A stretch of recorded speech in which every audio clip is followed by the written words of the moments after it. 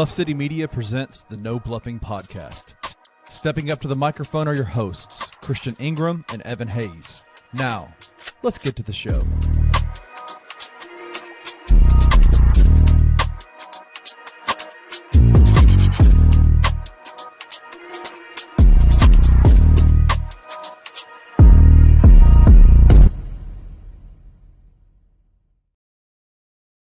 Grizz Nation, what's going on? Welcome back to another episode of the No Bluffing Podcast. I am Chris Ingram. And I'm Evan Hayes. And boy, we've been gone for 2 weeks. Something like that, yeah. 2 weeks. Something like that. I'm trying to get back in the groove. I mess up my intro, but it's all good, man. Y'all know this is where we keep it all the way real, all the way raw, and all the way honest about everything. Grizzlies. So sometimes we're going to get a little off course, but it's all good. We back for another episode, man. Evan, my boy, how you doing? How you feeling? I'm doing good, my guy. It's been a little minute since we chopped it up, so I'm glad we can chop it up for the people. Miss our report, so been doing good. Just celebrated a smooth little birthday, so I'm glad your boy finally 21. Y'all can keep calling me a young person, but an old person at the same time. Because everybody call me a drink, y'all. Man, yeah, clap, finally man, let me give you the claps for that, my boy. You can finally go into the joint and get you a drink legally. Yes, I can go into a bar, go to a club. So yeah, that was cool. So that's been good. You know, just chopping that tree. You know, being a graduate student, which is still kind of wild to say. But other than that, you know, everything been smooth, man. How about you? How you and the fam doing? Man, good. I think since the last time we talked. No, I think we talked after my daughter's birthday. Yeah, we talked the other day. Yeah, we talked the other day. Yeah. Yeah, just man, that still kind of excited to see them continue to grow. Old sappy parent type shit. But yeah, man, just like you said, another good week in the books. Heavy in the work and things like that. But man, I've been needing to get back on this mic, bro. Last week we took a week off. I'll be honest with y'all. I hit Evan up. I think it was it Saturday or Saturday? Sunday? I think it was Saturday. It had been Saturday. That's how you know. Yeah. We record on Sunday, but I think I hit him up Saturday. I was like, hey, bro, take the week off. You hit me Saturday night. At 8:10. Yeah. I texted Evan, man. I was not feeling it at all. If you tapped into the last time we recorded, which was at this point 2 weeks ago, just a somber mood with everything that kind of been going on, man. It just a little tapped out with the Grizzly stuff. And I told him, I was like, man, I told him why, before we hopped on the day. And I was like, bro, I wasn't in the mood to come give y'all that same exact energy again 2 weeks in a row. At that point, All-Star break wasn't really much to talk about anyway. It was my boy's birthday. Like, hey, man. It was just a week. We just needed just to woosah. It's collectively. Yeah. But, we humans too, y'all. We get tired. We have our ups and downs. So it happens. I know y'all missed us for a week. Had people text me like, yo, what y'all not recording? But now sometimes we just need just a mental health day. And that's what we did. But no, we back though, y'all. We good. We can get and talk about some Grizz. Now I know Chris got some things to get off his chest. I know we got some things to talk about. So y'all late with us. It's 11 o'clock on the Central Coast. Well, not Central Coast. Central Time Zone. What coast are we? We not in the West. We the East Coast, I guess. We're in the middle. We in the middle. So in the slab, right in the slab dab middle of that jump. We appreciate y'all tuning in with us. It's gonna be a good one. Oh, for sure. We got some stuff to chop it up about today. Make sure y'all check the title if you haven't already. It's gonna be some good talks today for sure. But before you do that, make sure you go ahead and give us a follow on our social media handles below, as well as the main pod page as well. I always love to chop it up with y'all over there on X, Elon's app, for sure. But this is a live Sunday night recording, as Evan stated.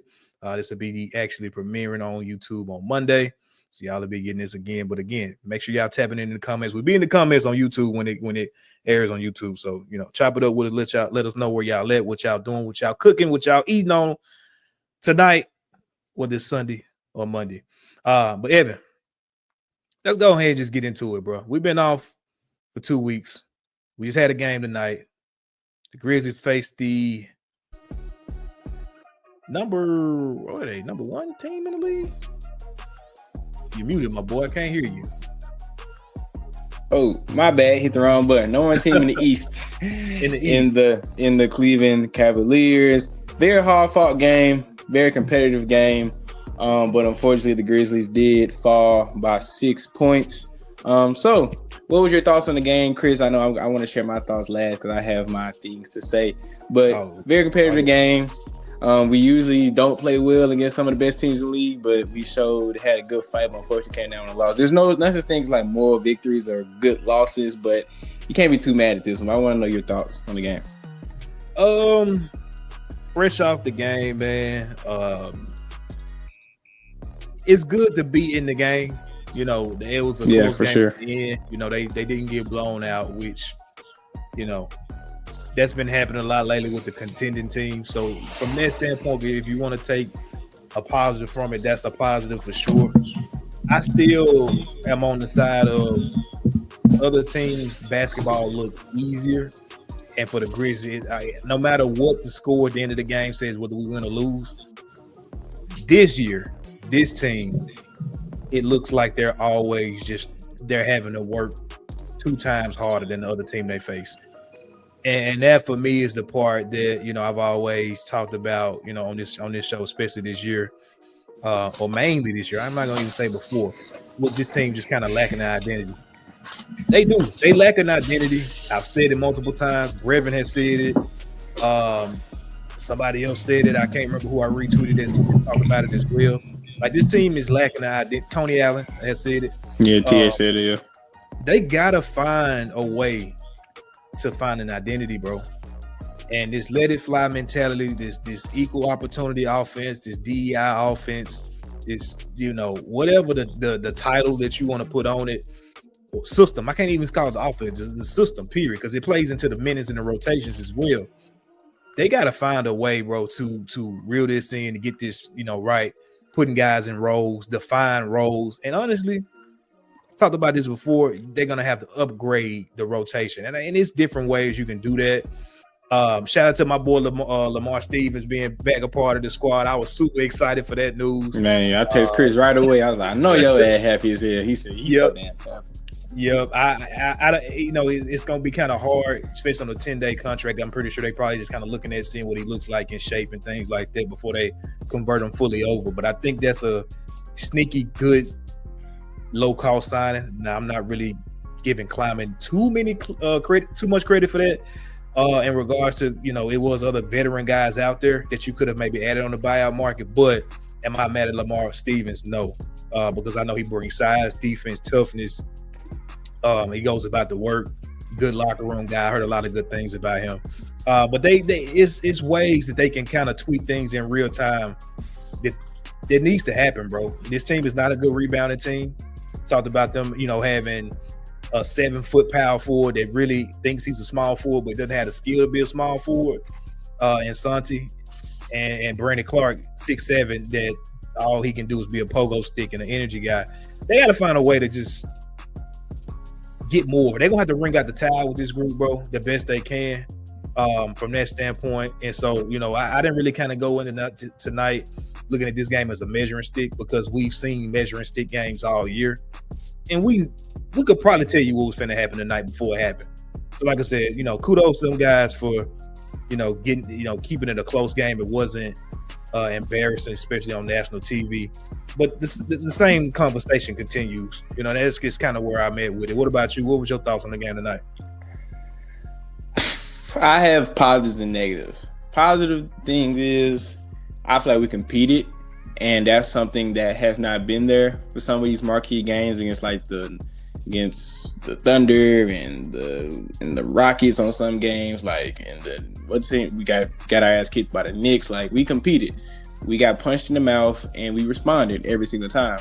So I love that's the one thing that I can run with. The guys, they fall hard. Even Taylor Jenkins got a tech, even though it was a tech too late. He should have got it when Tripp got fouled. But right. Just like it seemed like the energy on the team was different. Like, Ja came out on 10, which I talked about. If y'all saw my post game bounce I did on the last game, that's what I talked about. Ja coming in with energy and how he is the engine of this team. And when he goes, you see the engine of the team is different. And he came out on fire, and you saw the team responded. So that's what I love to see. What I don't like to see is the fact I feel like this was a very winnable game and just complete, like, I wouldn't say mental mistakes, but just like basketball, like, I'm trying to think of the best way to say, just straight up basketball mistakes that I feel like shouldn't have been. Like, you say we're not a good rebounding team, but I think we're like second in rebounding right now. But when we play a team like this, it doesn't show that we're second in the league in rebounding at all. Like, it's just boxing. Like Brevin said, it was like 4 or 5 times tonight where the guy that shot the ball got his own rebound. Like, we know if you're the Clippers, not the Clippers, the Cavs and the Celtics shoot the most threes in the league. That is a stat that everyone knows. Long threes, long rebounds. Just box out the guys. And you know the rebounds going long. Just box out the guys. We saw Dez ball watching every time. Gotta give Ja credit. Ja has tried to rebound. So normally Ja's ball watching, but Ja wasn't ball watching. We saw Jaren ball watching a few times. Like, Edie wasn't. Gotta give Edie credit. Edie had like 8 offense rebounds tonight. Edie was eating. But it's just like, it's just stuff like that where I gotta see like where the philosophy comes in, where just the want to comes in on that, because we get a few offensive rebounds, we win that game. Though I think the stat would have 31 like second chance points tonight, or whenever y'all watch this. Like, it's terrible, bro. Like, put us on paper. These two, like I tweeted, this is the NBA finals I want to see, because we are pretty much built very similarly. We have an explosive best player. We have a lot of competent guys around it, and we go by depth. The only thing with the Cavs hit shots last night and we didn't. But when they missed shots, we didn't get the rebound. And that's just stuff that rebounding is want to. Rebounding is positioning. You can't rebound. Yes, it is a skill, but it's just something that you got to know how to do. And when you're playing on this level as a professional basketball player, everyone on the court should be able to said rebound. it right the first time, bro. It's want to.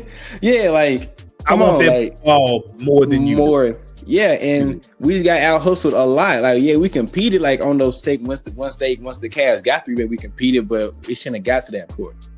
That's the first thing. Second thing, and you mentioned it before with the whole Lamar Stevens thing. I thought he was gonna get some burn, and I thought Marvin Babb was gonna get some burn tonight, and neither of them did. And I didn't really understand why, because in the first half, Donovan Mitchell had 20 points in the first quarter. Like, he was cooking, and you gonna pull your pants. I can tell you why Marvin Bagley and Lamar Stevens ain't getting no run tonight. You wanna know why? Why? This right here. This right here. You coach out for this is what happens. My team is getting, rebounds ain't happening. I got a very athletic, probably as athletic person like BC, but he's 7 foot. We keep putting him on all these videos talking about he's ramping up. I'm teaching him the scheme and all this. Don't pump him up to the fan base. And you know goddamn well you're not gonna play Marvin Bagley, Taylor Jenkins. Stop playing in my face, please.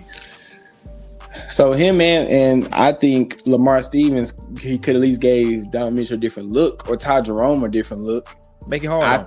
Make it hard on him, because like you said, he's a big physical guy.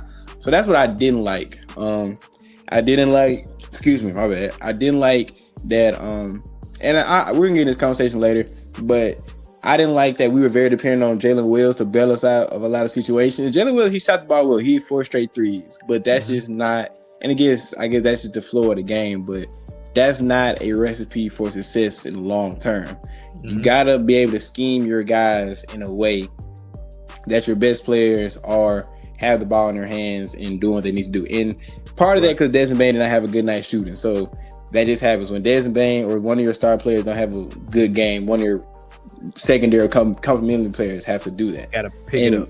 You got to pick it up. So I'm not faulting Jalen Wills for that, but I just feel like we could have ran some more things for Ja, even with Jaren. Like, Ja and Jaren didn't start taking over to the fourth quarter. I'm like, why can we do this the whole game? Like, Ja and Jaren didn't actually go attacking and try to find stuff for themselves until the fourth quarter. Ja had the first 8 points of the game in the first quarter, and he got taken out. But then, like, to the rest of the game, Ja was just passed. And yes, Ja had a good game, hit 21 and 12, and Cleveland was building a wall, because Kenny Atkinson said it in the pregame. They were trying to build a wall against Ja. I get that. But in the fourth quarter, when we need some buckets, they were running stuff for Ja. I'm like, why can't we do that the whole game? It's just that's the stuff that frustrates me a lot. even with the foul trouble, Jaren was getting what he needs to get to in the fourth quarter. And we started like slowly but surely getting back in the game, but we couldn't get any offensive rebounds. So that's the stuff that like I frustrate me a lot. I feel like we should have saw Vince a lot more. We played Vince. Vince gave us some very good minutes tonight, but he didn't want to play him as much as I thought he should have. Gigi only got 4 minutes, but that's a whole different conversation. I'm not going to get on that. Their ass in Orlando. Yeah, like he missed a few shots, and you just sit up for the rest of the game. Like I get Jalen Williams was playing well, and Vince was giving you good minutes, but you can still use another shot career on the floor. Like you said, a guy that could swing the game and all. So that's the type of stuff that frustrated me about tonight's game, because I feel like it was a very winnable game. I love that we competed. I love the bench play with Luke Kennard had a great game. Jai had a pretty good game. Sante had a pretty good game. Like Jalen Williams, like I said before, Vince had a good. Like we played well enough to win. It was stuff that I feel like we should be past at this point in the season, and that's what frustrates me. Like putting guys in the right position to be successful, playing the right guys, rebounding the ball, oh my gosh, Todd Jerome, and Max Strus killed us the whole night. Just simple off a 3-point defense. Mm-hmm. And that's the type of stuff I feel like we should be past at this point. We're 60 games in. Well, 57 games. We're 37-20 now. 57 games in. Mm-mm. What you talking about? No. We 6 years into this defensive scheme. We 6 years, bro. Yeah. Year 1, 2, all right, cool. 3, 4, you should be showing more. 5, 6, we should be picking up this goddamn sticks and the ball, whatever you want to call it. Like this, this 3-point defense, it has been an Achilles heel. It's basically going to continue to be an Achilles heel. And when you don't rebound the ball well, like I get the whole stat thing. Stats don't always tell the whole story. We talk about that on here all the time. Just because I'm about to point something out, right? They said we had the highest scoring bench, or we had the best bench in the NBA. Well, we were scoring more points than everybody, and our starters were playing less minutes than league average. So of course we're gonna have the highest scoring bench in the league because they are playing more minutes, and we're putting up more points as a collective. Does that mean we have the best bench in the NBA? Hell no. No, nobody with a logical NBA basketball brain would say that. So same thing with the rebounding thing. We've always depended on, as of recent, on gang rebounding. And that's cool when you have multiple strong rebounders. Like I'm gonna point out maybe like New York, the Knicks, right? Like all of them are gonna rebound probably. Josh Hart, OG, Cat, everybody they just crashing and everybody's on a rebound. Yeah, and guess who they brought to bring back? A freaking black hole for rebounds, Mitchell Robinson. Like it's different when it's gang rebounding like that. When we go into a game and we just really don't know who's gonna rebound the ball that night, just like we don't know who's gonna score. That's what I'm saying. It's no pecking order, it's no hierarchy, it's no defined roles, it's no system, it's no identity. And this team, I don't even care. It is what it is. This team ain't gonna win without that stuff. It's just not. Those teams don't win without those things. Rebounding and 3-point defense. We got out rebounded by my fault coming because I had to say this. We got out rebounded by 20 and lost by 6. Yeah. If a team gets out rebounded by 20, you think they get blown out by 40. See what I'm saying? So the fact that we only lost by 2 possessions, and Tripp missed 2 free throws at the end, and that game could have hit a lot different if Tripp hit both of those free throws. Yep. Because that would have made a 1-possession game. You never know what might happen with. We got to get one stop. Because Tripp made those 2 free. We're down by 3, and then we got to get one stop, and then you see what happens. So we get out rebounded by 20, and we don't lose by 6. Right. And then in a game where you have 2 7-footers on the floor, the only guy, Edey, that was rebounding, you only pay him 25. I thought Edey should have been close to 30. That's just my opinion. I'm not a basketball coach, but I feel like he should have been close to 30 because he was the only guy that really seemed like he wanted to rebound in his totality. But yeah, you only pay him 25 minutes. You have a athletic Marvin Bagley on the bench that haven't touched the floor yet as a Grizz. Well, he did like a few games ago.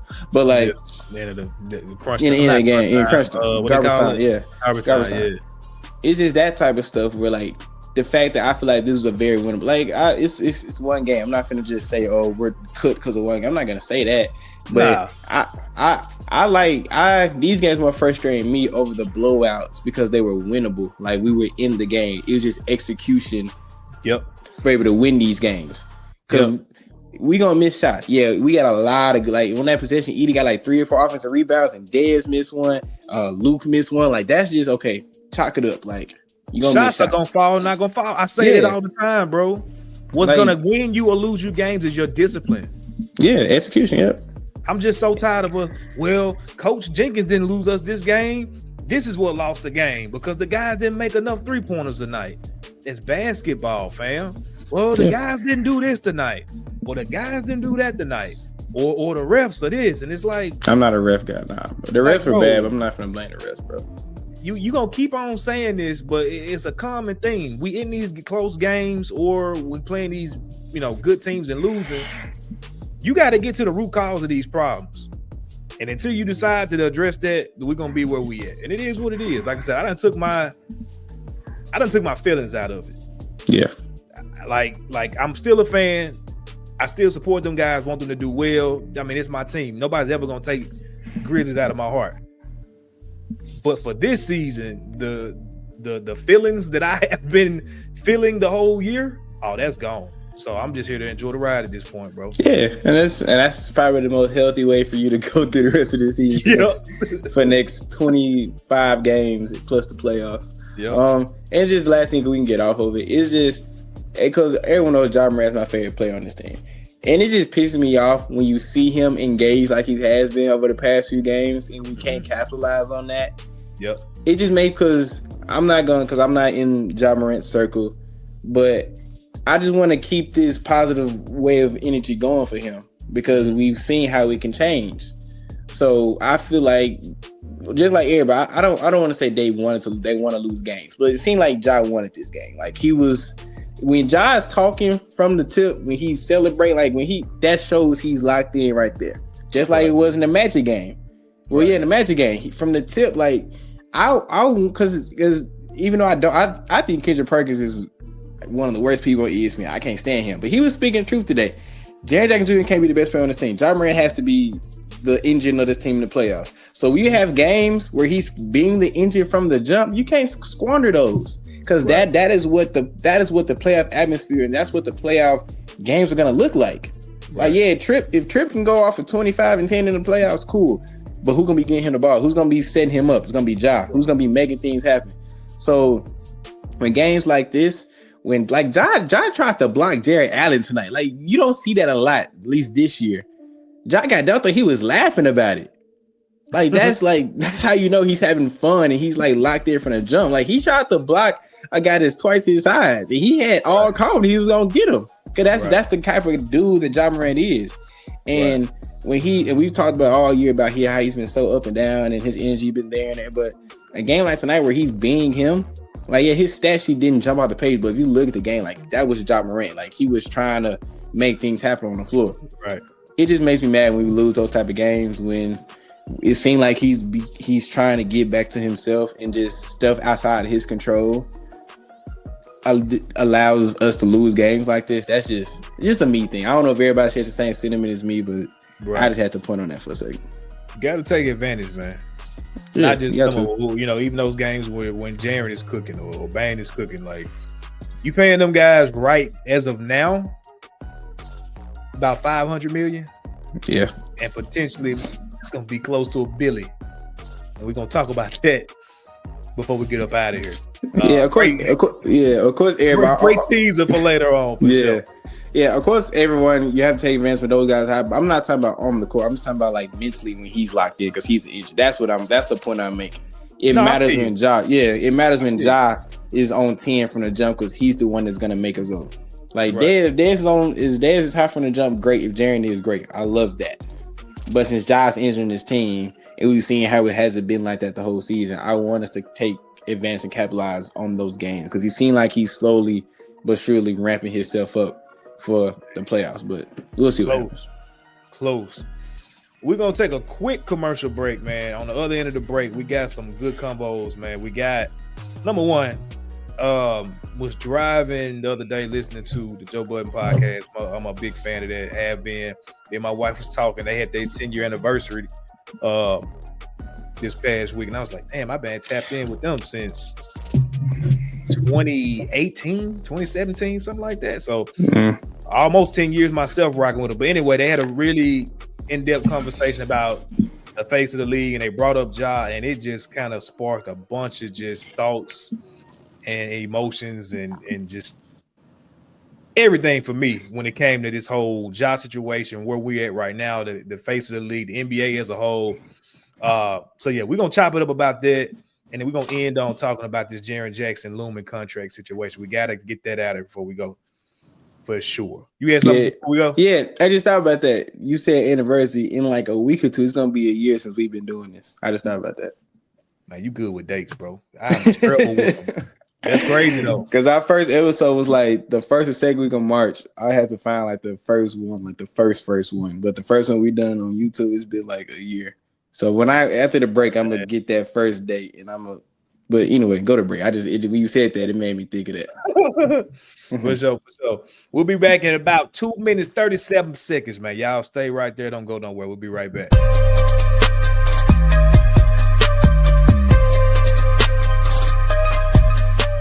You got to figure out a way to play to the strengths of Ja Morant. He is good playing with the ball in his hands and playing in screen and roll action at some point. Now, can they figure out how to get more screen and roll action? Who's going to be that guy? Because I say, if it's going to be Zach Edey, then they got to do it more often so he gets accustomed to the angles of how to set screens in the NBA. With the speed of Ja Morant and how he likes to get to the basket, which way, because he got very comfortable with getting open because he got screen set by Jonas Valanciunas and Steven Adams. You're talking two of the best bigs in the game at getting a guard open by setting screens. Ja Morant's also going to have to do better in terms of what other ways can I be successful to help this team win. Jaren is elevated. Dez is elevated. The bench is elevated. So now he doesn't have to do it all, but you still have to be impactful when you're on the floor. Tune in to the Night Court Podcast with your hosts, Rob Fisher and Brevin Knight, on the Bluff City Media YouTube channel.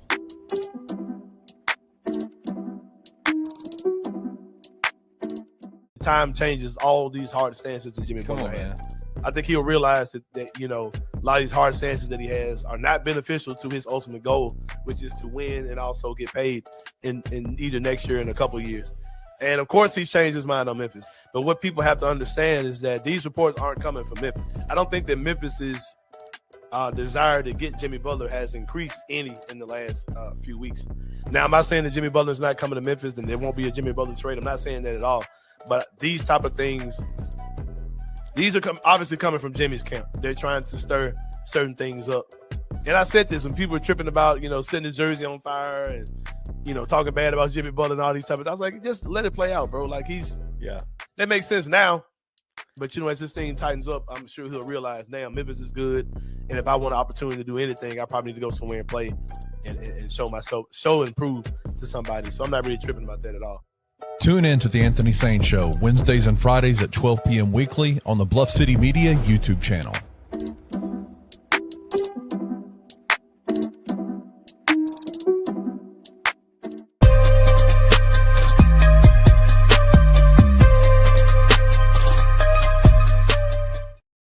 Welcome back to the No Bluffin Podcast, where we keep it all the way real, all the way raw, and all the way honest about everything Grizzlies.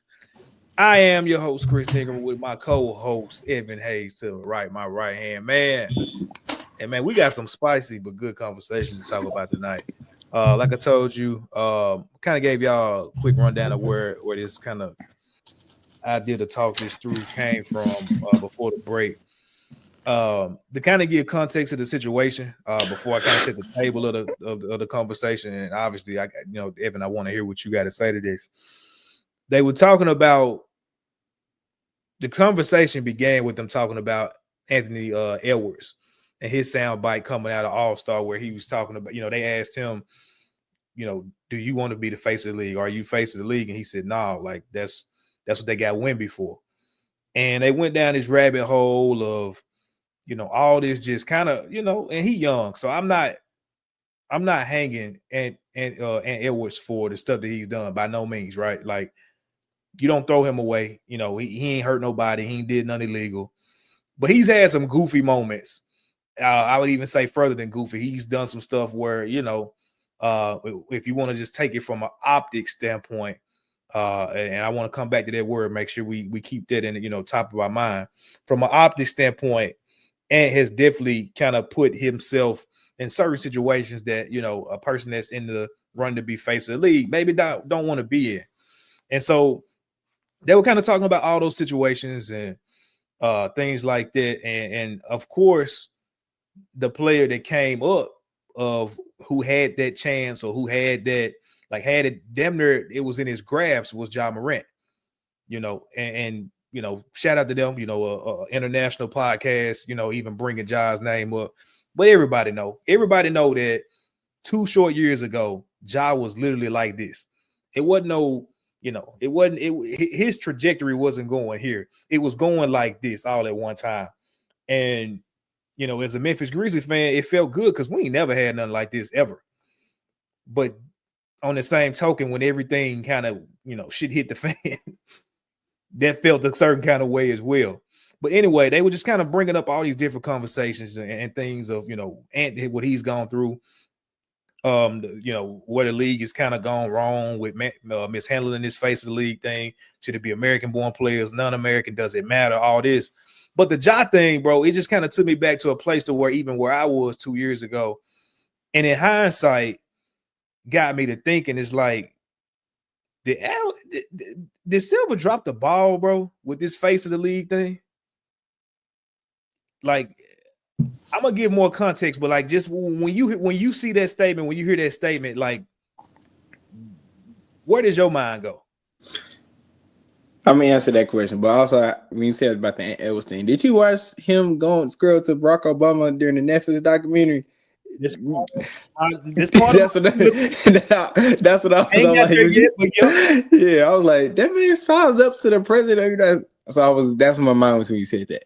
Yep. But to answer your question, I don't feel like Adam Silver protected his superstar the way he was supposed to. His asset. I feel like he could have. I feel like first Memphis. I feel like a lot of people dropped the ball situation. Obviously, of course, Ja Morant shouldn't have done what he did. I'm not trying to excuse whatever. Like, obviously, like, he didn't commit a crime. He didn't break a law. But we understand the platform he has and all that. So when we say this, we're not excusing what he did.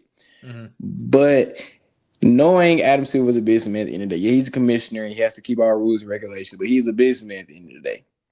And every good businessman knows when you have your golden goose, you have to do whatever it can to protect the image and everything of the golden goose.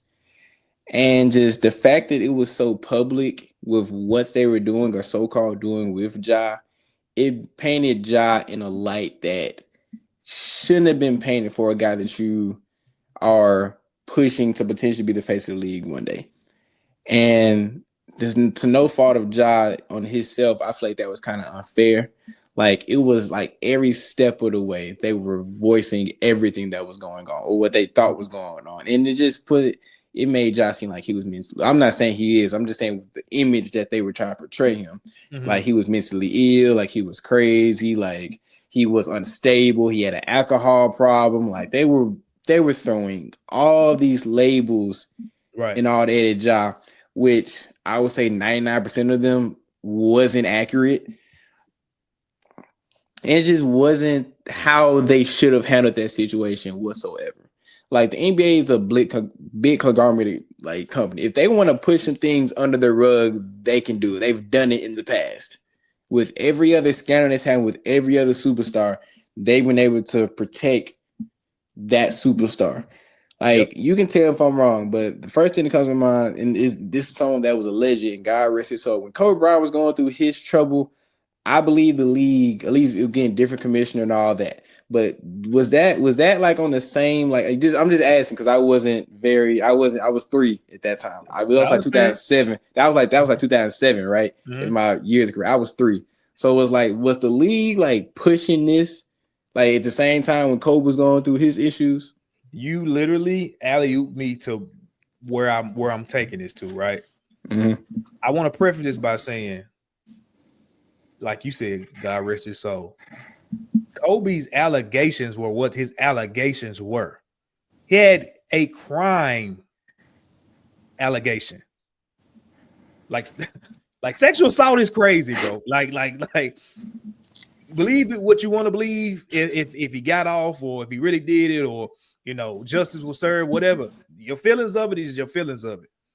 All I'm talking about is optics. I'm gonna keep coming back to the word optics. And the optics at that time, you saying you were 3. In 2007, I was 13. I was 15. 15. 14, 15, depending on the month of the year when this was all going down. And I remember this was major news, bro. Like this was being talked about constantly. Even to the point, I believe after the situation, y'all in the comments, correct me if I'm wrong, that was a lot of some of the things that why it was kind of hard for him and Shaq to mend their relationship, because it was just little stuff in there that you could say, and we know Shaq petty, you know what I'm saying? Like, yeah, bro, that was a big deal. And that's the thing about it. And you got me back on the track to where I wanted to take this to. In hindsight, they handled this so wrong. And I say the head of the snake when it comes to the NBA is Adam Silver. He's a lawyer, right? Or a former lawyer or something like that. Yeah. He says his legal background. Yeah. Yep. He got some other connections that I will not say on here, but y'all know where I'm going with that too. Like he's well connected in every realm of the world, damn near. And you're the CEO. You're the basically you're the owner of the NBA.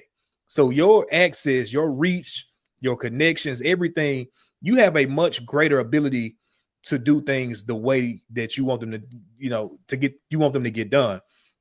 And so I say all this to say this: when you got all these other allegations, where people have either been proven that they've done this and they get back in the NBA, they were on trial for something, maybe didn't get convicted, but just the optics of it alone is damaging enough.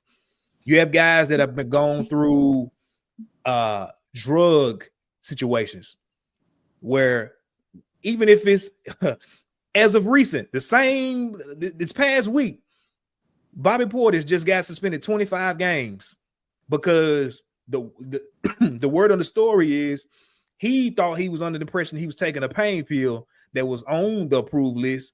But in fact, the name starts with a T, and the name is so close to the one that's not on the list, that's actually on the ban list. That's what he was given by an assistant. And what's even crazy about that, Evan, I don't know if you saw this detail. Doc Rivers said they've known about this since November. You've known about this since November. Why is he just now getting suspended? That means y'all have. Yeah. Say that. What'd you say? Was he hurt? He was going through pain management. That's the reason why he wanted to take the pill. Yeah. But that tells me that with y'all, if y'all known this since November, so you snitched on yourself without even saying it. The league been knowing it since. Y'all been knowing. Yeah. So y'all have been orchestrating however you want it. And Bobby Portis in the grand scheme, I love him, but he ain't nobody in the grand scheme. He ain't Giannis. But they did what they had to do to make sure that they've been talking about this, setting this up. He ain't just wake up, and that's why his agent had that long letter ready. They already knew what was coming down. They didn't get bum guarded by this. You've got so many of these different issues where people are actually putting hands, feet, toes, and heads on people in games. Jackson Hayes had video evidence of him having domestic violence on his baby mama. And he didn't say it. He ain't said a game. He ain't said a game. He played a game yesterday. It was video evidence of him putting his hands on his baby mama. But we've heard nothing about it. Nothing about it. He brushed her in the road. And he played for I don't know who he played for last. Yeah, he played for. I'm saying who he played for when it happened. I think it was the Pelicans when it happened. No, he was with the Lakers when it happened. He was a Laker. Oh, yeah. This was recent, like in the last year that the video actually was from. Yeah, he been with them too.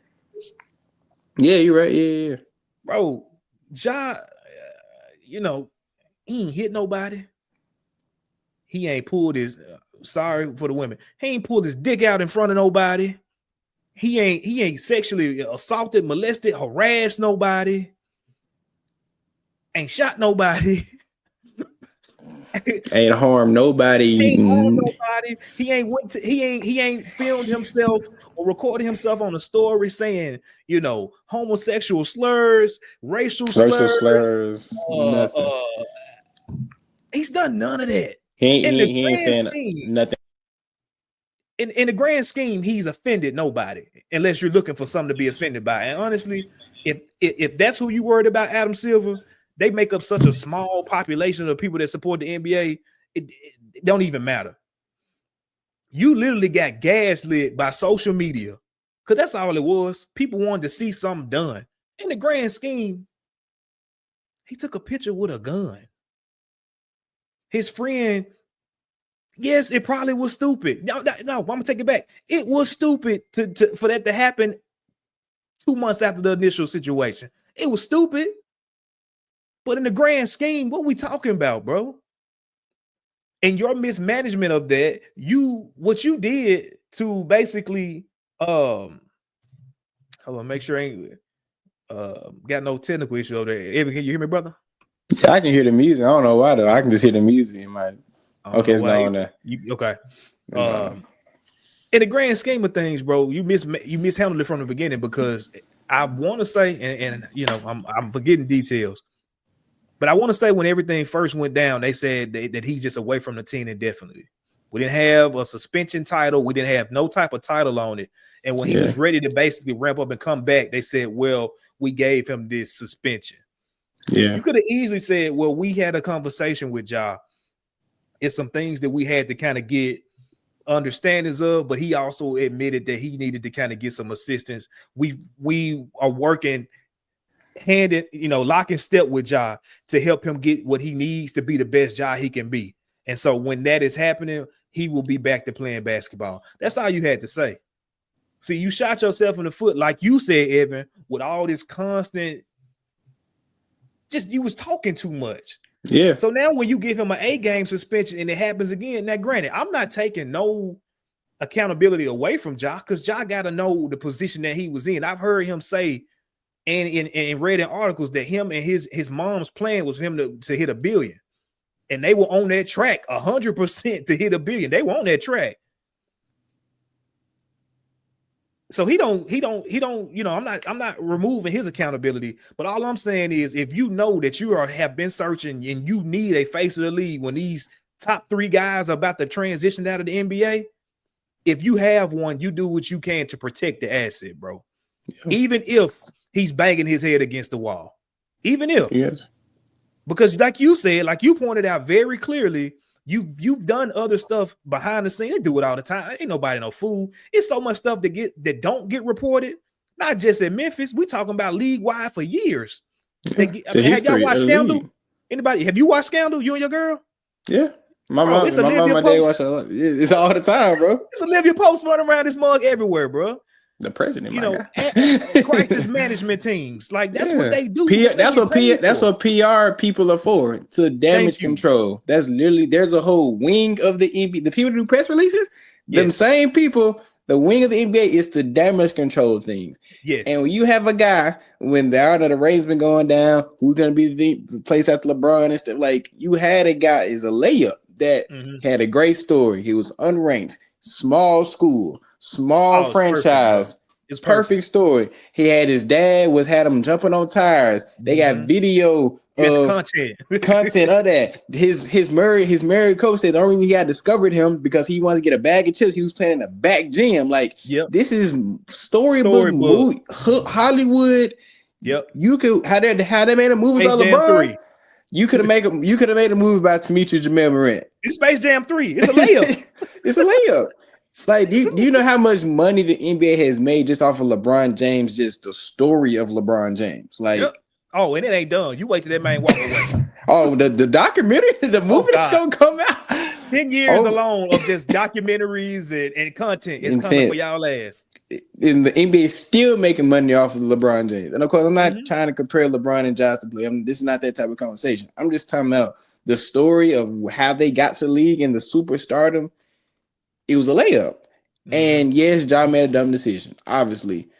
But there was a way better way to handle the situation. Now the NBA has a problem that LeBron's on his last 2 or 3 years. Steph is on his last 2, and KD is never screen face NBA to me. He's an exceptional player, top whatever all time, but he's never top 3, screamed top 5 player every year. Every year, but he's never screamed face of the league. LeBron and Steph are the only people that screaming face of the league.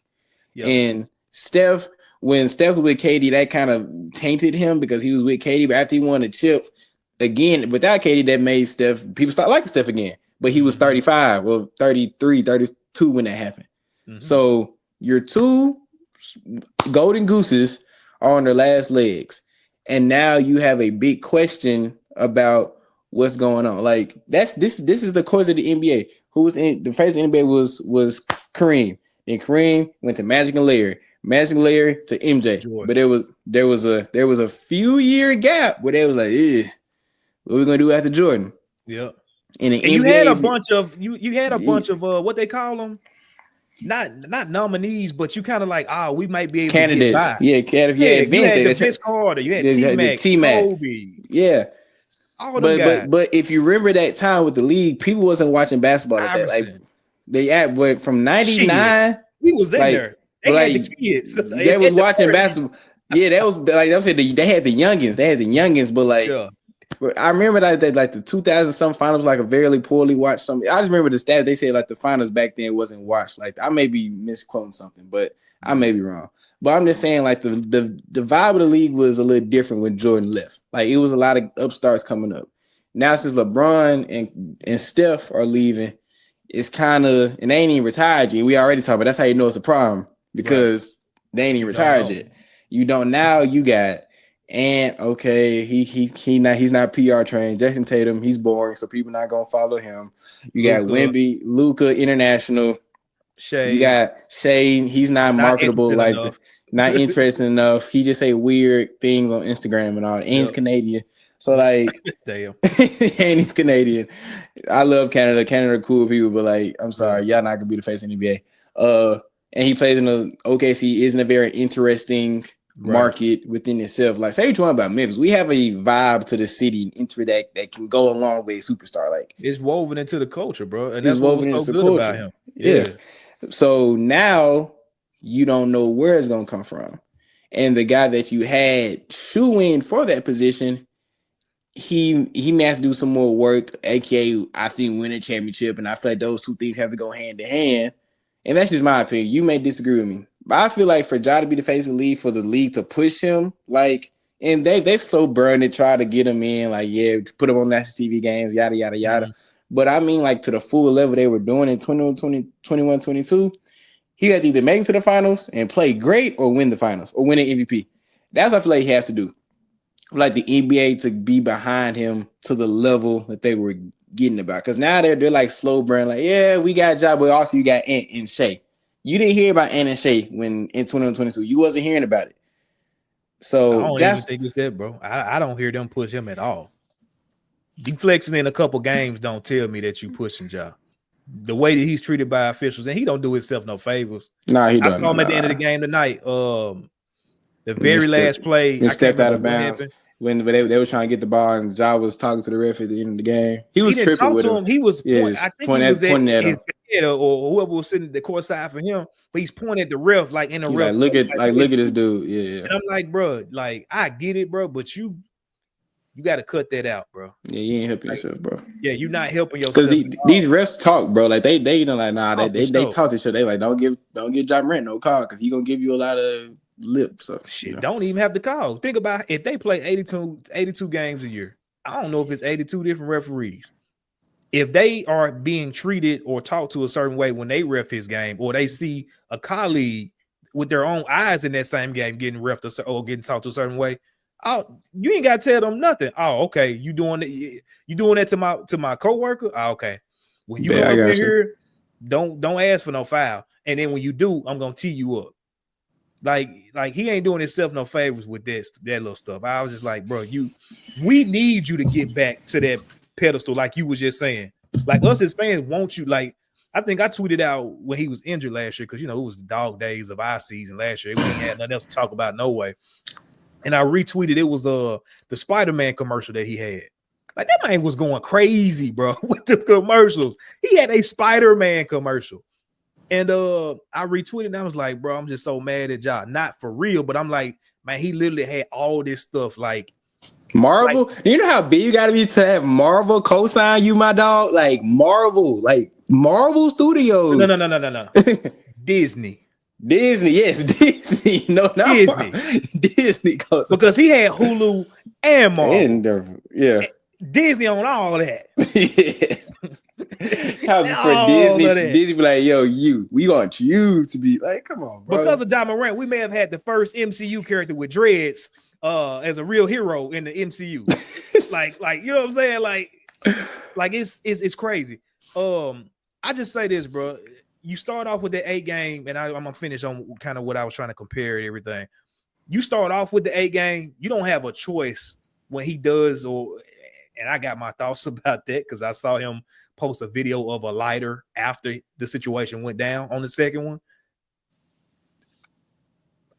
I'm not gonna say what I think on air, but if that was a lighter, that pisses me off even more because you literally he just putting a middle finger to all y'all at that point. No. It ain't on job. It's like this is what you overreacting for. Oh yeah, the fella. Yeah, if it's actually a lighter, yeah, you tripping. A lighter? Yeah. If it ain't a lighter, then it's a gun. If Luka is on Instagram Live with whatever kind of weapon, a crossbow, a pistol, a shotgun, a rifle, a sniper rifle, he out there doing whatever he do. A machete. If JV, which everybody knows, JV goes home, you know, in the summers, and he's out there hunting and doing all this stuff on his phone. If JV posts a video of him doing his stuff, ain't nobody gonna bat an eye. But because Ja was out there videoing himself drinking, because Ja was out there dancing with goals in his mouth, because Ja was out there rapping Lil Baby and Young Boy with dreads, with the rappers doing what he do, it's a gun. Okay, cool. He's in a state that is legal to carry him. Do I may agree with the way that he moves? Like, do I think he may need to get some top-notch security to where he wouldn't have to worry about that? I do, but that's his prerogative. So you look back when you give him the 8 games, you don't have no choice but to go up. But you gave the man 25, which again, historically, I broke this down when it happened. It's only a certain amount of people that have gotten 25 games or more suspensions in the league. And guess what? They were either not abuse, but they were drug use or flat out crimes. Yeah, violent crimes. Yeah, just crimes. Period. If you committed a crime, you're out of here. It don't have to be violent. It could be you stole a candy bar or whatever. If you committed a crime or used drugs or break the drug or sports betting too. Yeah. Oh, that too. Sports betting. But that's what I'm saying. You committed a crime. If you commit a crime or did a drug, you're out of here. That's it. Ja Morant did neither one of them. And you gave him the same equal punishment as the guys that did. And in the process, knock on wood, slap my knee, shot yourself in the foot because now you sitting here and can't find a face of the league to save your life. I don't care about Wemby going playing chess. Who gives a damn? Reading a book before every game. Don't nobody care about that shit, bro. Like, it's cute, it's cool, but outside of him being 7'4", being an alien freak of nature, when I'm watching him play, it's amazing to watch. Wemby ain't the face of the league. I'm sorry. I'm gonna make this now because I know we gotta get to the same. Because hopefully you follow me on this. Everyone knows I'm a wrestling fan. I'm a WWE fan, and wrestling is the whole thing about creating stars. And you know the machine pushes who they want, like the John Cena's and the Hulk Hogan's and the Rock. Like they press the button. They press the button and they skyrocket to the top. Yep. But very, very, very, very rarely organically a star is made. Well, you did. It's just the fans just loved you and your charisma. You just naturally connect with the people. Right. There is a guy that who just won a World Rumble. His name is Jey Uso. Right. He is an example of an organically made star. He comes out in his interest. The crowd is doing all the things like that. And now WWE has no other choice. Like, well, the fans love him. It's very hard. It's very hard to have a naturally made, organically made star. And the NBA had that in their hands. And because of the mishandling of this situation, now they have to press a button when they didn't have to press a button to make that happen. Now it's going to feel forced and all that. And you hate to see it, you know. And as a wrestling fan and a basketball fan, I see those parallels. And fans is people that reject when they feel like they're being forced or they're getting something shoved down their throats. And I feel like I have a fear that may happen in the league when they're trying to push a Shea or a Wemby. And like, no disrespect to these players, they're great players, but like, awesome. But as fans, we buy into what we want to buy into. We bought into LeBron James because he was something we've never seen. He was a kid from Akron, Ohio, came straight out of high school. He went to Cleveland. We invested in his story. We invested in his family. When he started having kids and married Savannah, like we invested in him because we connected with him. Right. People can connect with a Ja Morant. Because if you saw Ja Morant walk down the street, you'd be like, oh, he look like he a regular dude that I go shoot hoops with at the YMCA. Right. He doesn't look like an NBA superstar. He doesn't. Like with LeBron, he's selling shoes even with all the bullshit still. Yeah. And because the kids love him. Kids my age. You see, I work college basketball games. You see all the college hoopers. They got Johns on. Desmond Bain was at TCU for his personal jersey retirement. You know who that crowd went crazy for when they showed a certain person on the jumbotron? Demetrius Jamil Morant. Like it's telling you that it's still there, and like you said, it's still opportunity because again, Kobe went through his stuff. Jordan had his stuff too. Like it wasn't as clean. I saw shout out to Channing Frye. He brought up a good point. The way that we try to make the NBA now be so clean to where it doesn't have any blemishes, that's just not the case, bro. The NBA has always had blemishes, but when you tell the story years later, it makes it seem like, oh, it was just so perfect back then. Nah. And so we in it right now. So Silver, yeah, you dropped the ball. Yes, you knee slapper, shot yourself in the foot, but you had the opportunity. Ja as well doing his part. Turn around. Yeah. You do. And I think, you talking about winning. I mean, you got to win. But I think the very first step to that, honestly, bro, like, I know we didn't talk about All-Star, but him putting it out there is, now, Ja, go do the dunk contest. Make that your mandate, bro. I don't do care. It. Like, you will turn the faces of everybody if you go and put on a show with that dunk contest, bro. Do you know how many sponsors are coming back to flood when he wins the game, 2 jumps over a car, a person, a dog, a cat. You could go get a 1947 bazooka rocket launcher. You can go get the biggest. I don't care. The biggest mug, crazy, and win that, and watch what happens, bro. Just watch what happens. Watch what happens. That's all. Because KD brings up a good point. We've really watered down the way that we consume basketball, maybe even sports as a whole these days, because everything is about championships, and it is. But people do not enjoy what's sitting in front of their face because they so worried about telling a story. Bro, you tell the story when it's over with. Like right now, we finna enjoy what's in front of our face. And I think if Ja can do that, make people get back on his good side. And I'm talking about sponsors. Damn the fans and the trolls. They're gonna do what they're gonna do. But if he can go out there and perform in that dunk contest, I think that's the beginning of the change you're gonna see. Let's go ahead and just jump over to this Triple J situation, bro, so we can get up out of here.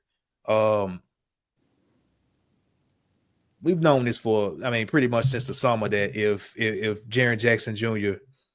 he had 2 milestones to hit. Either he had to come out on one of those All NBA teams, 1, 2, or 3, or he had to get a Defensive Player of the Year trophy this year. If he hit one, not both, one of those accolades, he was SuperMax eligible, $345 million for 5 years.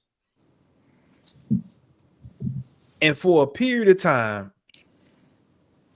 people have, were saying, oh, yeah, give him his money, 345, max him out. I have not leaned on that side once this season, even at the peak, because it has been a slight drop off since the All-Star, maybe even you can say a little bit before All-Star. I don't think that's a good idea. I don't think that's a good investment. I think that Climate and Company have a very real conversation to have this summer, because this summer could have some major ramifications when it comes to this team going forward. If they decide to do that $345 million max. Let me give you, and I want to get your thoughts on it. Let me get the listeners a list of guys that in the last 5 to 6 years have signed SuperMax contracts, not max contracts, not rookie max extensions, SuperMax contracts.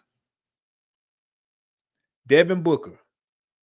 We would all agree he's probably a top 2, top 3 shooting guard in the NBA at any given day, right? Some probably even say 1. Shooting guard, true shooting guard. Karl Anthony Towns. I think he's soft, even a little bit weird. But in MVP conversations all year, he is top 3 big man. Top 3 big man. 100%. Top 3 center for sure. Yeah. It's Embiid, Jokic, and then who else? Him. That's it. That is the conversation. That is the conversation. And right now, if you're a GM, you taking Embiid to Cat? Taking Cat because Embiid can't walk. He can't walk right now. He look like he hurts every time he moves. Man, Embiid can't sit on the toilet without falling. Right? It looks like it hurts when he watching him play basketball. Literally pains me because it looks like he in so much pain. Like, oh my gosh, bro, he is in so much pain. He keeps saying he needs to get another. The surgeries ain't working, dog. You've had so many surgeries on your knees. That boy's in so much pain. He may be cooked for him, but keep going. People gonna say what they want to say about this, but at the time when he signed it, it made sense. It was the deal. Brad Beal, SuperMax, 5-year, $251 million. At that time, he was scoring 30 points a night. The game, easy. Yeah. Top 3 shooting guard in the league at that point. Top 3, top 4, whatever you want to do. That's what those get paid. And he helped Washington get to the playoffs with Russ. So yeah, makes sense. Yeah. Jason Tatum, Jaylen Brown. They got their SuperMaxes pretty much a year apart from each other because they came in a year apart from each other. Top 3 wings in the league. Top 5 wings in the league. Two-way wings. Champions. Champions. All Consistent NBA. All NBA. Don't get hurt. Like the model. If you're talking about model citizen, the 2 model citizens in the NBA or 2 model superstars in the NBA. They don't get hurt. Yeah. Nobody's disputing that. Keep moving. Dame Lillard before the Bucks. We talking about Portland Trailblazers. Dame Lillard, top 3-point guard. Top 3-point guard in the league. Undoubtedly every year. Keep going. You might know this guy goes by the name of the Greek freak, Giannis Antetokounmpo. Champion. Top 3 player of the league. Top 5 player of the league. Defensive player of the year. Finals MVP. Yeah. Back-to-back MVP. Yeah. Led to a championship. Come on. All-time leading score. All that type of stuff. Like got his all-time leading. shoe. Got his own shoe. Come on. Yeah. Marketable. Yeah. What it brought everything to Milwaukee. Milwaukee wasn't doing anything, but he brought everything to Milwaukee. Not shit. Even the Deers was running away. The Bucks was going up out of there. They wasn't doing nothing. They wasn't doing nothing before Giannis got there. So yeah. You might know this guy, Nikola Jokic. MVP, multi-MVP, best player in the league, champion, all-star, all-NBA. Nothing going on in Denver before. Nothing going on. They had no sauce to dip their nuggets in, bro. They had none. There was nothing going on. Even though he don't care about basketball, he still plays the best player in the league all the time. He doesn't get hurt. Basketball, you go home and play with horses. And still give you a 40-point triple. Leads the league and he's top 5 league in points, rebounds, assists, and blocks. But no steals, not blocks. Yeah, get what I'm saying. Keep moving. I'm gonna skip this dude. I'm gonna come back to him and tie it in. But we talked about him a second ago. Joel Embiid, MVP, Supermax contract, top 5, top 10 player in the league. Wasn't doing nothing for Philadelphia. They weren't doing nothing. All-star, all-NBA, MVP. Yeah, they weren't doing nothing. Turn the franchise around. All that type of stuff. Steph Curry, we don't skip. Curry. Steph Curry, yeah, GOAT. Yeah, keep going. This last dude, I'm going to come back to him, but I want to throw his name out there because I believe it's some type of comparison there. Rudy Gobert. 4-time depoy.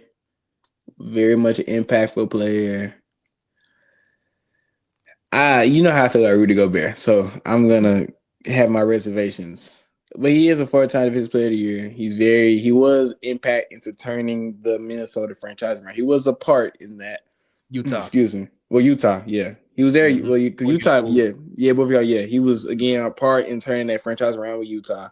Then he went to Minnesota and all that. So I can, even though I wouldn't have paid him that money, I can understand why Utah, because they were trying to build something with him in Spider. So at that time, would you before say they he moved was a Spider, top 3 center in the league, top 5 center, maybe? I'd say top 5. I wouldn't say top 3. I just let him give him top 5. At that time, because Jokic wasn't.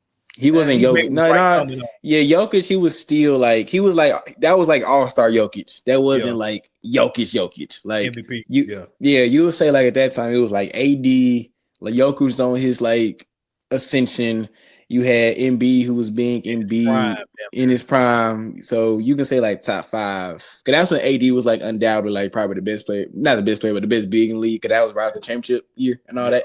So, yeah.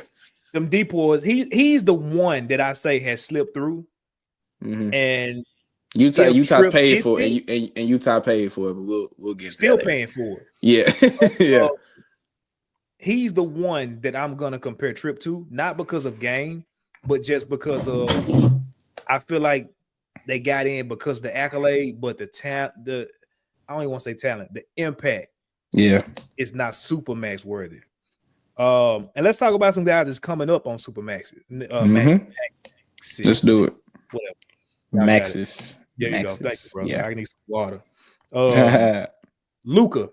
Now, obviously, he can't get the full Supermax now because he's been traded. But we're talking only the fact that he was up for it. Generational talent. Thank you. Generational talent. To the conference finals.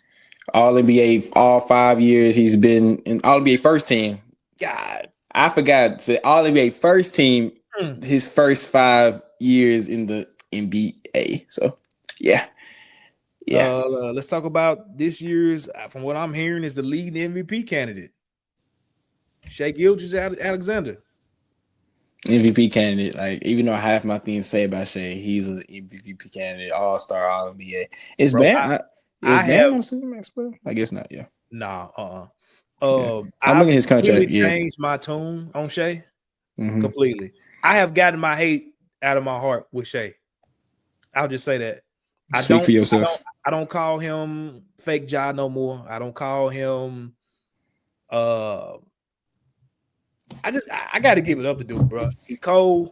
He's figured out how to work the NBA. He's accepted that he's a foul merchant and he's toxic because he's laughing at it. He ain't disputing this shit. He knows it. He feeds into it. He didn't feed into it. I give respect on that. He's double down on it. I respect the man. He's leading his team, MVP candidate, and you may not like it, but I think he got a cool looking ass shoe to be a Converse shoe. It's giving a modern day Iverson looking shoe with the zipper on it. But yeah, I changed my tune on Shai. Now the rest of his team, when we play them, they gonna smoke. But I got no hate in my heart for Shai. I got to give it up. Dude is a hooper, bro. And the last same thing with this guy, De'Aaron Fox. Just got traded, but was on track to be Supermax eligible. He was the face of the franchise in Sacramento before he got traded. He was the franchise cornerstone. He was the lottery pick for them. They built everything around him. They brought his best friend in, Malik Monk, for him. So, he was a centerpiece. So, yeah. One of these things are not like the other, is what I'm getting at. And Gobert was the one of the guys that's coming up or currently on Supermax deals. If Jaren Jackson Jr. does sign for that amount of money, he will be added to the one of these are not like the other list. And I want to say this, and I just want to get this out of the way, and I'm gonna let you pretty much close this out. Me saying this does not mean I don't think Jaren Jackson Jr. does not deserve to be paid. I'm not saying that at all. I think Jaren, for what he's done since he's been here, and the leap that he's taken this year on the offensive end, should be commended, and he deserves to be compensated for it. I would say 100%, maybe even 150%. Because I think his deal right now is like 110, maybe. Mm-hmm. Yeah. You want to double that and even add a little interest on there? So you're saying like 250? 250 will be the absolute max. Absolute max. Anything over that is absolutely absurd. I'm gonna tell you why. You talking about a guy, we all know his rebounding issues. It is what it is. You can make up whatever excuse you want to make up. You can say it's the scheme. You can say the coach tells him not to rebound. You can tell him, you can say he's flat-footed. You can say he literally is allergic to rebounds. If he gets a rebound, he will fall on the floor and need an EpiPen. You can say whatever the hell you want to say. Man say he allergic. That's funny. But it's a real thing for a guy that is your franchise big. He's not a franchise point guard. He's not a franchise wing. He's our franchise big. And until that changes, we're going to need the franchise big to play big. Let me just say this, because I get so tired of people, for whatever reason, when you talk about Dez and Jaren, people getting their feelings. But when you say something about Ja, people don't got nothing to say. They'll let you pile on Ja, but they won't say shit when they got everything to say when you talk about Dez and Jaren. All them dudes got flaws. We all do. Hell, I got flaws. Evan got flaws. We all do. Ja needs to get a jump shot. And when Ja get a jump shot, it ain't got to be a three. Ja will be lethal. He will stay uninjured. He will take his game to the next level. We all know that. I think we all can agree to that, right? Okay, cool. Desmond Bane needs to go get some new feet. But outside of that, he just needs to. I tried not to laugh, but you had to. I tried not to. Ooh, I hate you. I hate you so much. Oh my God. I tried not to laugh, but I'm sorry, bro. Man, see the picture, his feet is terrible. I know why when he be limping while he walking, I'll be like, man, bro, he is going through it. Them feet is hurting. But Desmond Bane has to got to be better overall. He's got to find his niche in this whole trying to put him on the ball. We need him to be one of the greatest shooters of all time and work on getting him open shots to do that. Just be Devin Booker, bro. That's it. That's all we need you to do. It just pissed me off that Dez. He be doing this step back. I'm like, bro, just get off that mud, bro. That's why his foot be hurting all the time, bro. And Jaren, his issue, I mean, he got a couple of them too. You know, his fouling's got to be better. It's gotten better. But for him to be on the floor in crucial moments, a la tonight, he's got to continue to work at that. But rebound is going to be a thing that can really take him to the next level. Because guess what? When you get rebounds, especially the offensive rebounds, you bigger than everybody else. Just go right back up. Just go right back up, or get fouled. So we talk about that. You know, we talk about the rebound. That's low hanging fruit. That's easy to criticize. But if I'm paying a guy record money, if I'm paying a guy money that puts him in the upper echelon of guys top 5, top 10 in the NBA at that given time, I need to have top 5, top 10 at that given time, production and impact. Yep. And we saw last year, all intents and purposes, we had record injuries, right? Get that. We were in a lot of those games still. And that was my argument back then. We were still in a lot of games. We didn't close games. Fast forward a year, we're still having a little bit of that issue where we are in games or we're getting blown out or we're blowing the other team out. But closing the games out, we have issues with. And if I'm paying a guy top 5, top 10 money, I need to have that production, that impact to know that when the game is on the line, I know I got you, bro. I know I can go to you. I know for sure. Put the Superman cape on. We know for a fact this year has been up and down. We know the issues. We know for a fact, though, that Ja Morant is going to be there at the end of the game. We know that. Yeah. Do we know without a shadow of a doubt that Jaren Jackson Jr. is going to be there at the end of the game? You cannot say that as an objective fan for fact. You can't. He's been. I came on here and said that hook shot that he has now, or floater, whatever you want to call it, is I can't even tell. It looks so crazy. But it's getting to the level of Zebo. It was on that trajectory of that Zebo post move. But it ain't there yet. And I say all that to say, if he's not there yet, it's just scary as hell to pay him that amount of money. Now, to the people that keeps bringing up this lame ass excuse, it ain't your money. That has nothing to do with the conversation at all. I don't pay him whatever. Shit, pay him $1 billion. I don't care from that standpoint. The whole point of having an issue with that is the fact that you're paying somebody 35+% of the salary cap, especially in this new NBA or CBA, I should say. It will make it very hard for you to support Ja, Ez, and Jaren moving forward. Yes, you have Lil Scotty. Yes, you have Gigi. Yes, you have Vince. Yes, you have J Huff. Yes, you have Jalen Wells on a combined less than $10 million deals for the next 3 years at this point. But when them 3 years are up, you still got to pay them dogs, man. And you won't have a pot to piss in because you giving Jaren Jackson Jr., who we and you have both agreed is not a tier 1 player in the NBA. You've given him that. And guess what? Ja Morant's going to be up for a Supermax soon, too. You're going to pay 2 guys Supermaxes when one is only the one that's 70% of your cap, dog. Come on, bro. If we ain't won a championship, that's just crazy as hell to me to even think about. Yeah. You basically, my fault. Go ahead. No, go ahead. I'm about to end. I'm about to cut it off. That's my thing, bro. We ain't there yet. And so this is my plea that, hey, get your raise. Get your raise, bro. 200, 250, cool. That extra 20 mil a year, we need that to retool this roster and get you the pieces you need to get a ring. And once you submit yourself there, and it's re-up time when you 30, I'll get your bag.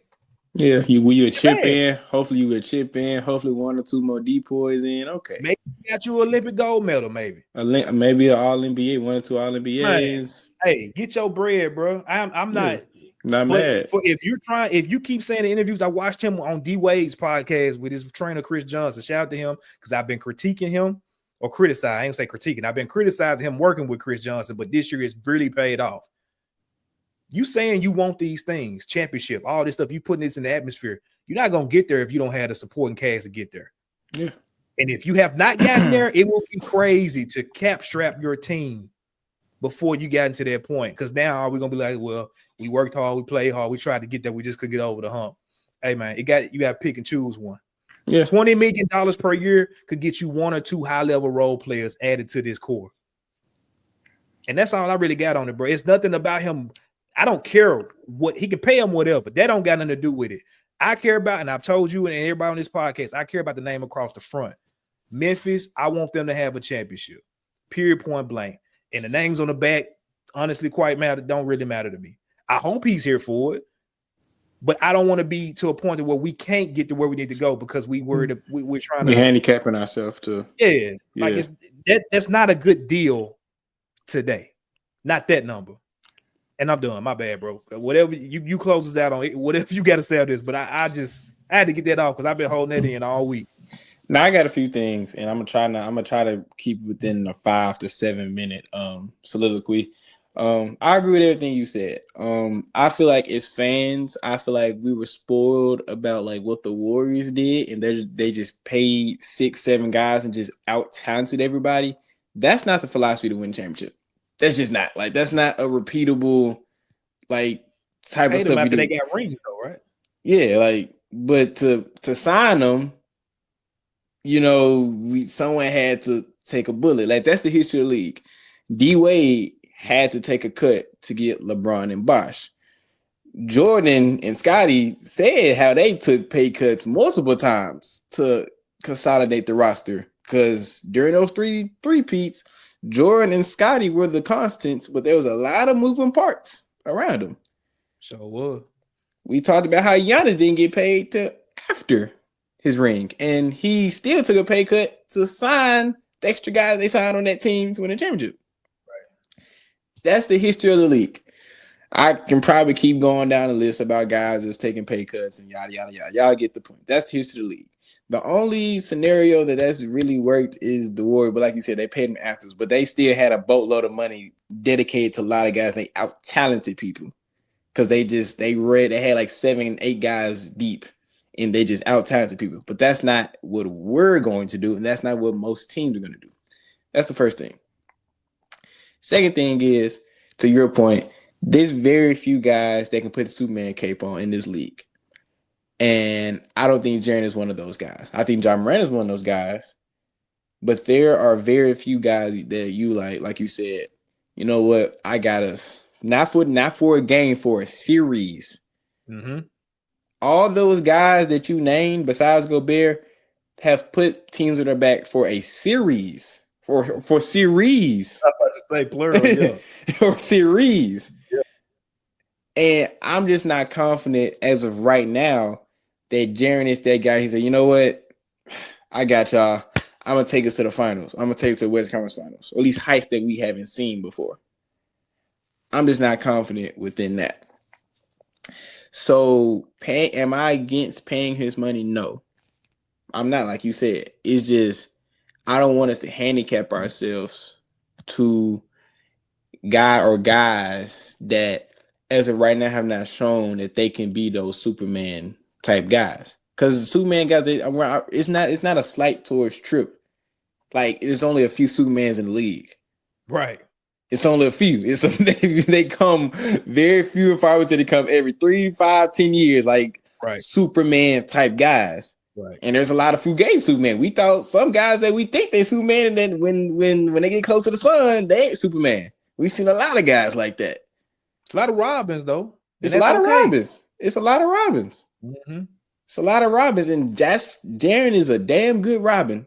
Damn good Robin. And when it comes to second option in the league, I put him against damn near anybody. So that's where I'm on it. Like, but my other side of it is, do I feel like they're going to still do it if he wins it? I do. And that's why I feel like it's a bigger problem within the franchise.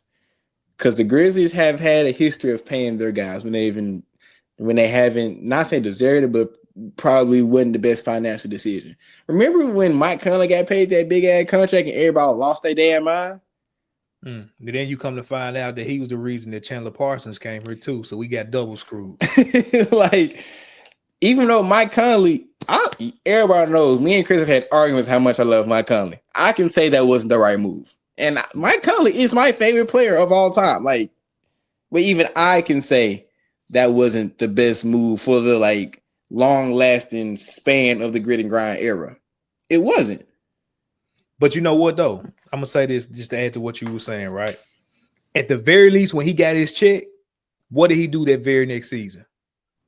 He went bar for bar with Kawhi Leonard in that playoff series. He went bang. He was going shot for shot with him. They were bang. They were on the same that level. 2017 series, bro. Mike was they was throwing haymakers to each other that whole series. Yes, sir. Mike and Mark was still on the team, but Mike only proved I bet.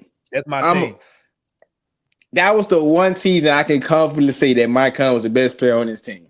Confidently, because again, by his Mike Conley fan right here, there's nothing no one could have said that year. He was going head up with a top 5 player in the league, and he kept us. We had no reason being in that series, but Mike Conley kept. We almost won it. Like Mike Conley, Mike, Mark, and Zebo, and that wasn't even prime Zebo. That was not prime Zebo, and that was right off the prime Mark. Like Mark was right teetering off. They kept us in that series. I think we went to 6 games against them. I think we went to 6. Yeah. I'm just not confident that Jaren could put that type of performance in a playoff series that can pull us across close or across the finish line. That's why I'm earring on it. But do I feel like we're gonna do it? Yes, because that's just the history. I go off of history. Mm-hmm. The history of this franchise is we are loyal to our guys, and that can be a great thing or that can be a fault. Depends on who you ask. So do I feel like they're going to do it? I feel like if he wins deep, I feel like they're going to pay him.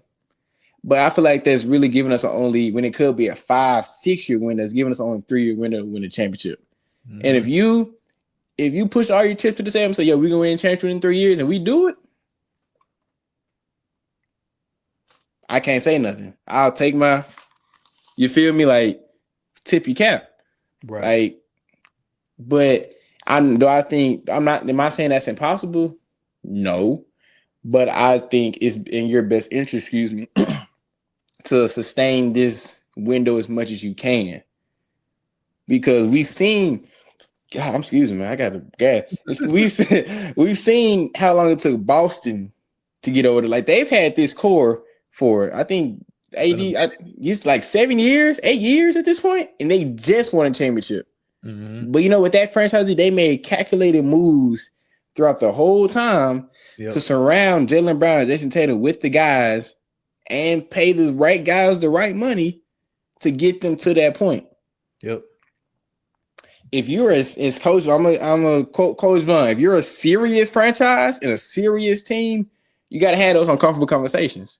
And yes, Jaren Jackson Jr., he is worth his money. I'm all into building generational wealth for him and his future family and his family's family. Yeah, that's all well and good.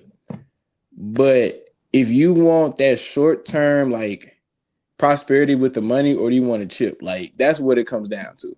And if Jaren is super like as he's been saying, I want a chip, hopefully he makes that decision. Right. But it's hard to ask a man to get away from his money because isn't it that's money makes the world go around. So it all depends what type of mindset he's in. Like it's different for Dwayne Wade. When Dwayne Wade at that point, he's already made man. He's already won a chip. He's already made all NBA All-Stars. I get it. Same thing with a Steph Curry, all these other guys. Jaren Jackson isn't a made man yet. He's a great player, but he isn't in 20 years from now, if people retire now, they're gonna be talking about Jaren Jackson Jr. Probably not. He's not a made man yet.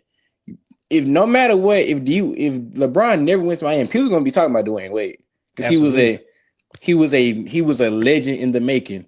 That 2006 NBA player cemented him already as a legend. He was second year, right? Yeah, that was just because he came in 03. So because he came in the same year as LeBron, right? Yeah, him and LeBron saying because they got drafted in 03, he won a chip in 06. So his third full year. Yeah, okay. He was already made man. When Kobe took his pay, Kobe had 3 chips to get Paul Gasol over it. Like Kobe was a made man. So I get the hesitancy for a guy to do that when they're not in that position. But sometimes you gotta do what you gotta do. I got a question for you. Yeah. Let's say they do give him the money. Mm-hmm. Or let's say they agree to the deal. I ain't gonna say they give them what they agree that, all right, this is the best thing for us to do as a franchise and me as a player. And they sign that deal. Do you think that deal is untradeable moving forward? Untradeable as the Luka thing. I don't think as the Luka got traded. Untradeable. No, not the player. Oh, that contract. It's that deal untradeable. Oh, it's the contract untradeable. It's gonna be very hard. It's gonna be extremely hard to trade that. It's gonna be extremely hard because that's a lot of assets to put into one person. That's a lot. It's gonna be very hard. Like if it doesn't work out, you kind of screwed at that point. And I'm just, as we both are, like we're guys that are business minded, and you try to keep your assets as long as you can for sustainable success. It's very rare you want to put an all chips to the table type thing. Very rarely, unless you just have a good hunch that's going to happen or a good hunch that's going to happen.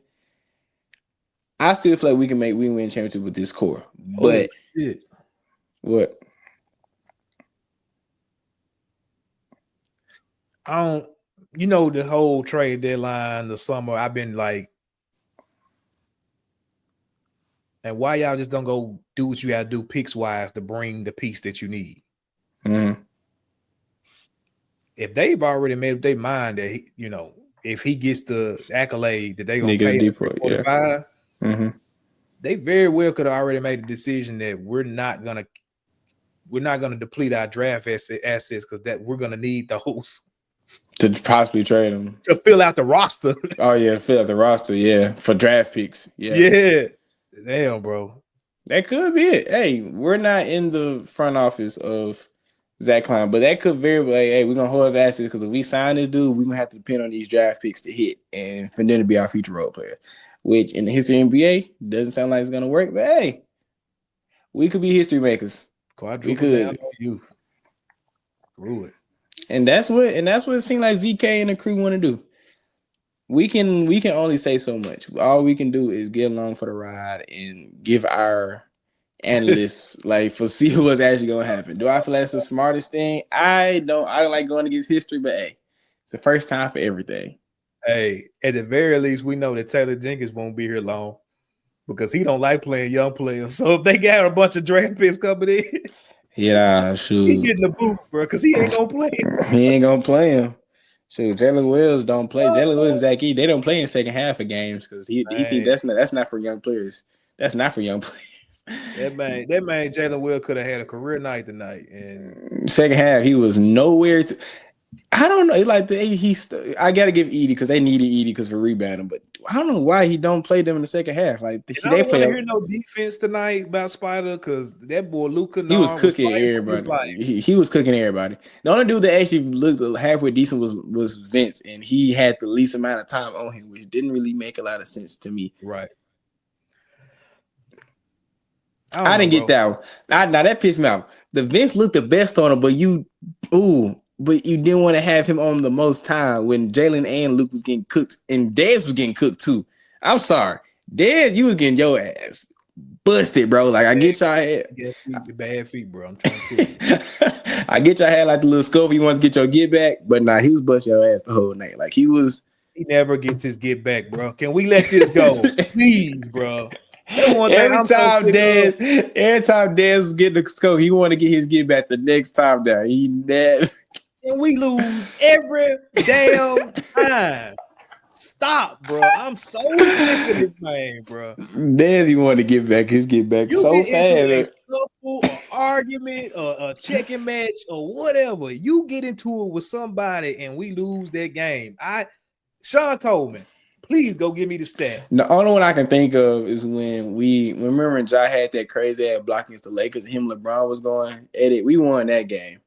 I remember that one because but then they kicked their ass in the playoffs and all that. So yeah, who got the real laugh? Who got the real laugh? Then they came back the next year in the regular season game while Ja was in there laughing at our ass on our flow too. Yeah, hit the reverse on our. Hey, just stop, bro, because the book is terrible right now. Like the score. Stop trying. You try to get your get back on Dylan. You still really ain't got to get back on Dylan. Still haven't. And you've been trying to. You gotta bound on Dylan's head every time you run against dude. And you still ain't got. And when we beat him, it wasn't because of y'all. Like y'all had a good game, but Dylan still got his that game. Like Dylan had a good game against us. Like I know you and Dylan got smoked, bro, but you ain't Dylan up right now. I'm sorry, like big time. Dylan is up right now. Yeah, man. So Dad, stop trying to get your get back, bro. It's all good. All in all, like I said, won't trip here forever. For sure. We want him here. He plays an integral role in what we're trying to do moving forward as a franchise, not just on the court, off the court too. Yeah, great ambassador for the team, for the city. Yep. Like I can see him having a Zebo type impact on the city, like on just the type of community and just type of guy he is. How Zebo embraced the city embraced Zebo, everything he did around the city. I can see Tripp being that guy for generations to come. I can see the next people, your daughter's age, saying that, I remember when Zebo came to my school and he paid for my school, he paid for my lunch, like all that stuff. I won't trip here. We won't trip here. It's just all about what you have to do to win a championship, and that's what the ultimate goal is. That's what it comes down to. And maybe paying him that much money right now when we're already have some things to figure out, and no one has cemented themselves as, well, this franchise has cemented themselves as a made franchise yet. Right.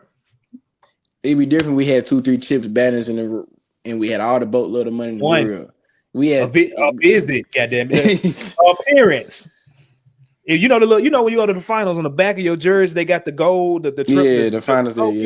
If I got a Jaren Jackson jersey with that on it, he ain't got to win it. But if I got that on it, all right, man, go ahead. Yeah, we ain't got that yet. So you got to make the moves you got to get there. Before you start being in your riches, because once you've made it, but we haven't made it yet. No franchise, every franchise that has tried to do that has failed when they try to count their chicks before they hatch and try to cement their money to people. Like Philadelphia is a prime example. They paid all those guys all that money, and it didn't work. They paid Ben Simmons. They paid Embiid. They paid everybody that came through there, trying to buy into them. But they got close though. They got. Close. Did they ever get to a conference finals? I don't think they did. I mean, they one tip shot from Kawhi getting there, but you know that is what it is. And they don't bring back Jimmy. That was malpractice on their side. They shouldn't have brought back no Tobias Harris. Tobias Harris over me. The best example of is who we brought up earlier, Rudy Gobert and the Jazz. They gave Donovan Mitchell his money, and then you gave Rudy his money. And when it got to a time where Mitchell's extension was finna kick in and stuff started going awry, and now you got Rudy SuperMax just now kicking in. Oh, we ain't making it past an X round in the playoffs. Oh, it's time to make some moves. Yeah, we ship off Rudy and we ship off Donovan, and now look at what they did. Lottery team. Like I knew Utah was a certain kind of city and team and fan base, but you look at it now. God almighty. I mean, they have nothing going on. They have nothing going on. They have nothing good going on in Utah. I'm not saying that that's what's going to happen to us, but just don't be a fool and think it can't happen to you, because we literally just saw it happen to Utah. You think, bro, we just played Utah in the first round of the playoffs during the pandemic. Year before the year after the pandemic. Yeah, it was pandemic. Yeah, it was 2021. Well, 2021. Yes, we were still in it. It's the year after the pandemic. Yeah. Mm-hmm. Bro, that was 3-4 years ago. It wasn't that far. Donovan Mitchell was on that team. You wouldn't have told me he wouldn't have been on that team that soon. Like, no, I felt like he was gonna be there at least 10. Man, it's on the Cavs right now.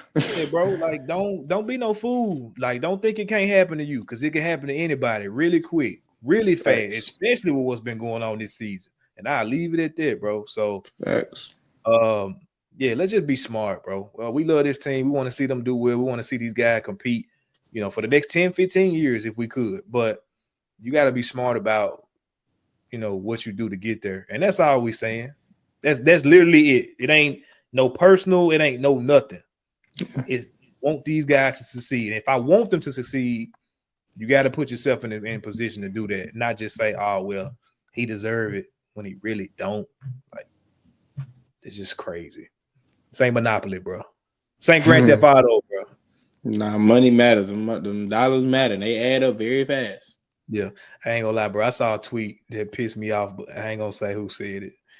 This tweet said, the city of Memphis don't have enough money to fix their roads. Why would they have enough money to pay Jaren Jackson $345 million? And I wanted to tweet back and say, but true. No, it ain't true. I wanted to say, you do know that a NBA salary cap has nothing to do with the city of Memphis. Oh, well, yeah. I thought you meant I was making like the joke. Yeah, but yeah, you're right. Like, yeah. No, they were dead ass serious saying like, oh, Memphis, they were dead ass serious. Oh, yeah, they were dead ass serious. Okay. The country. I'm like, granted, I guess you could say ticket sales and merch and all. City of Memphis is not paying Jaren Jackson contract. MLGW that fills the roads ain't paying Jaren Jackson Jr. Oh my God, bro! I literally typed something out. I said, "Man, I'm not giving this foolishness no oxygen." The same thing Zach Kleiman said the other day about this Josh shit. I'm not giving this no oxygen, bro, because ain't no you ain't gonna finna argue with me about this, because this man really thought the city of Memphis, like the mayor's office, was right Jaren Jackson Jr. Okay, here's Josh's check for this year. Jared, dead. Zach Kleiman, here go your check. GG, here go your. They may probably thought they had to go down to City Hall every 1st and the 15th. Pick up their check. To pick up their check. On the rate deposit, man. On the rate deposit. These are the people y'all be arguing with on Twitter, bro. Y'all gonna stop. Man, you telling me Ja Morant is driving from East Tennessee to the mayor's office downtown? He goes to the bank to drop his check off and deposit. Yep. Ja Morant driving them 40 minutes every 2 weeks to go to Paul Young's office. He is sitting, his secretary got his checks waiting for him. Yep. That's exactly what happens. Yep. I don't know why I question it. Bro. The narratives and stories we tell ourselves, boy. Well, Evan, man, we're going to get up out of here. It's late, 12:30 on a Sunday night. I know you got practice in the morning. I got work tomorrow. Anything you got coming up before we get up out of here? Not as I know. I know I got another post-game bounce coming, whatever game. You know, I like doing those. Yeah, that's pretty much all I got. Just keep rocking with your boys, man. Yeah, I didn't mention, I've been doing like sideline report for my school, so that's been cool. So if y'all want to check and see me on Alabama A&M stuff. I took my boy, got his suit on, getting his professional. Yeah, something like that.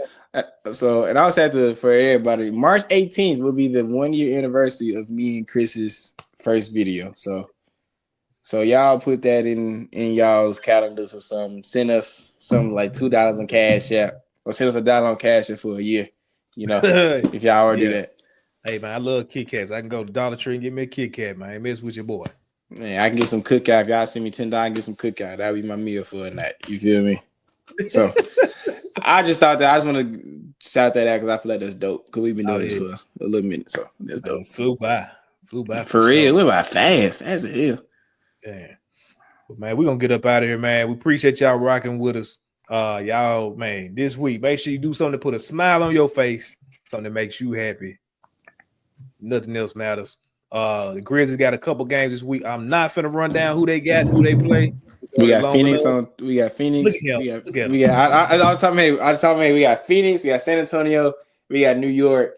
We got a 5-game home. Those are 3 games that come top of my head. I can't think of nobody else. I know we got Phoenix, New York, and San Antonio coming up. Those top 3. I care about New York. I'm ready to see what happened with that. Hey, they come to the crib. Yeah, they come to the crib too. So yeah. We'll be back next week, man, to chop it up, see where we at, see what's going on, man. Appreciate y'all as always. And as always, go Grizz. Thank you for listening to this episode of the No Bluffing Podcast. If you enjoyed this episode, like and subscribe to Bluff City Media's YouTube page. For comprehensive coverage of all things Memphis sports, head over to www.bluffcitymedia.co and find out how you can become an insider. We will see you back here next week.